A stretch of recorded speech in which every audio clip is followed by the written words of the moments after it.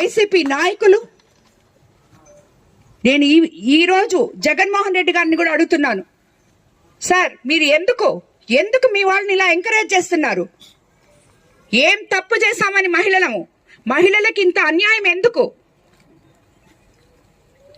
మీరు మీ ఇంట్లో వాళ్ళని అంటే మీరు ఊరుకుంటారా?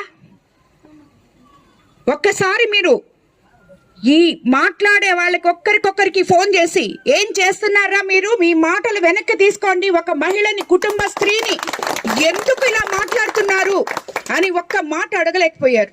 ఈరోజు రాష్ట్రమంతా, దేశమంతా నా వైపు ఉంది, నాతో ఉంది. అందుకు కారణం తెలుగుదేశం పార్టీ నాయకత్వం, ఎంతో పటిష్టమైన నాయకత్వం.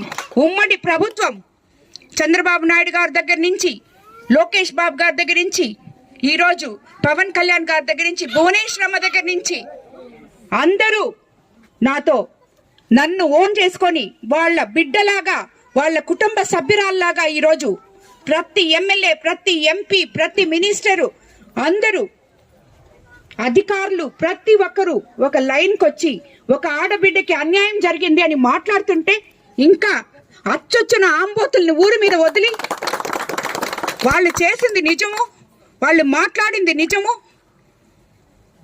అని మీ నాయకుల చేత చెప్పిస్తూ, ఏం తప్పు మాట్లాడాడు ప్రసన్నని మాట్లాడిస్తూ, మాట్లాడిన మాటలు నేను వెనక్కి తీసుకొని నేను కరెక్ట్ మాట్లాడినాను అంటాడు. మనుషులు మాట్లాడే మాటలకైతే నేను బాధపడతా, పశువులు మాట్లాడే మాటలకి నేను ఏ రోజు భయపడను. మీరు ఈ కోవూరు నియోజకవర్గంలో ప్రజల అండదండలు నాకు ఉన్నాయి అని చెప్పి తెలుసుకొని, తిరిగి మళ్ళీ మీరు ఇక్కడికి అడుగు పెట్టలేరు అని తెలుసుకొని, ఈ ఫ్రస్ట్రేషన్లో ఇష్టం వచ్చినట్టు మాట్లాడుతున్నారు. ఇది కరెక్ట్ కాదు.